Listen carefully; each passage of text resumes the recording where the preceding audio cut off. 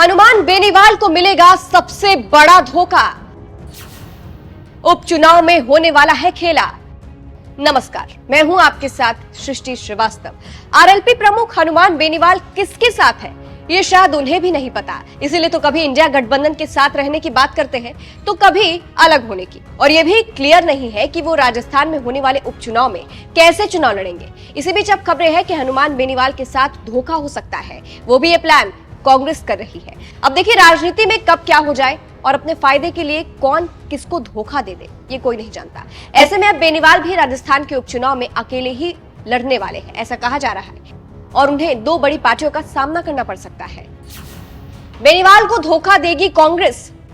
सांसद बनने के बाद जहां विधायकों ने अपनी सीट छोड़ी है, वहां अब उपचुनाव होने वाला है, जिसमें हनुमान बेनीवाल के सांसद बनने के बाद रिक्त हुई खीवसर विधानसभा सीट भी शामिल है। ऐसे में बेनीवाल की इस सीट पर कांग्रेस बीजेपी दोनों तैयारी कर रही है। खीवसर सीट के लिए कांग्रेस के जिला मुख्यालय पर बैठक हुई, वहीं भाजपा की भी जयपुर मुख्यालय में बैठक हुई। अब चलिए, बीजेपी तो विरोध में है तो उनकी प्लानिंग समझा जा सकता है, उनकी प्लानिंग ठीक है, लेकिन जब ये बात सामने आई कि बेनीवाल के खिलाफ उनकी सीट के लिए, उनकी सीट पर कांग्रेस ही बड़ा प्लान कर रही है, उसके बाद से कहा जाने लगा कि बेनीवाल को कांग्रेस ऐसा करके धोखा दे रही है, क्योंकि इंडिया गठबंधन में कांग्रेस बेनीवाल साथ थे। बता दें, खबरें तो ये भी है कि बेनीवाल अपनी खाली हुई सीट पर अपने भाई नारायण बेनीवाल को उतार सकते हैं। ऐसे में कांग्रेस अगर यहां से अपना उम्मीदवार उतारती है तो सवाल तो उठेंगे ही, इसीलिए कहा जा रहा है कि कांग्रेस ने बेनीवाल को धोखा दिया है या दे सकती है। खीवसर विधानसभा सीट, अब इस सीट के बारे में भी आपको विस्तार से बताते हैं। 2008 में मुंडवा को हटाकर खीवसर विधानसभा सीट बनी। 2008 से लेकर अब तक हनुमान बेनीवाल का इस सीट पर कब्जा रहा है। 2008 में हनुमान बेनीवाल ने बीजेपी की टिकट पर चुनाव लड़ा था। 2013 में भी बेनीवाल ने बीजेपी के साथ ही चुनाव लड़ा। 2018 में बेनीवाल ने निर्दलीय चुनाव लड़ा और हर बार बेनीवाल को ही जीत मिली। बता दें, इस बार हनुमान बेनीवाल ने लोकसभा चुनाव में इंडिया गठबंधन के साथ चुनाव लड़कर बीजेपी की ज्योति मिर्धा को हरा दिया था। मैं सेना के अंदर गया और उसका पिताजी गांव की चौपाल में कहते मेरा बेटा सेना के अंदर गया।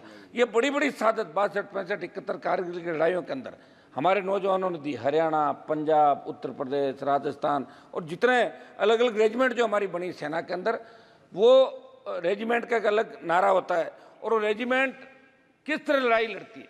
लेकिन इस अग्निवीर जो योजना, अग्निपथ योजना के अंदर अग्निवीर जो भर्ती की है, और जिस तरह अग्निवीर को शहीद का दर्जा नहीं दिया जाता, अग्निवीर अगर लड़ते हुए शहीद हो जाता तो उसको शहीद सरकार नहीं मानती।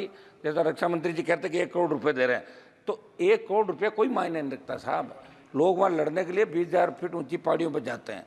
हमारी सेना जो वर्ल्ड के अंदर सबसे मजबूत थल सेना के रूप में इंडियन सेना को माना गया, तो मेरी ये मांग रहेगी कि इस अग्निपथ जो योजना अग्निवीर है, इसको खत्म करके पूर्व की भांति सेना भर्ती रैलियां इस देश के अंदर कराई जाए, जिससे सेना का सम्मान लौटे और किसान के बेटे सेना के अंदर जाना चाहे। हमारे यहाँ सेना भर्ती रैलियां में लोग गए ही नहीं। अग्निवीर वाले के अंदर लोगों ने बहिष्कार कर दिया, इनके चूरू के अंदर बहिष्कार कर दिया, सीकर के अंदर कर दिया, हरियाणा के अंदर कर दिया। ये आपके आर्मी के हमारे बेटे MP साहब। तो हम चाहते हैं कि भारत का सम्मान कैसे बढ़े। हो सकता है चूक हो गई आप लोगों से, किसान आंदोलन में भी चूक हो गई थी, आप माने नहीं। 700 किसानों ने शहादत दी, उसके बाद आपने बिल वापस लिए, ये भी बड़ी चूक है। और अगर आप चाहते हो कि हरियाणा आपके हाथ से नहीं जाए, महाराष्ट्र आपके हाथ से नहीं, समय जाके समझ जाओ। अब की बार 237 पे आओ, अब की बार 130-35 पे आ जाओगे जब 5 साल चुनाव होगा। धीरे धीरे घट रहे हो। 400 पार का नारा दिया था, नहीं पहुंच पाए। राजस्थान के हमारे मंत्री जी बैठे साहब ने, 2 मंत्री राजस्थान के अंदर, मेरे को कह रहे थे पिछली बार कि हमारी वजह से आप आ गए।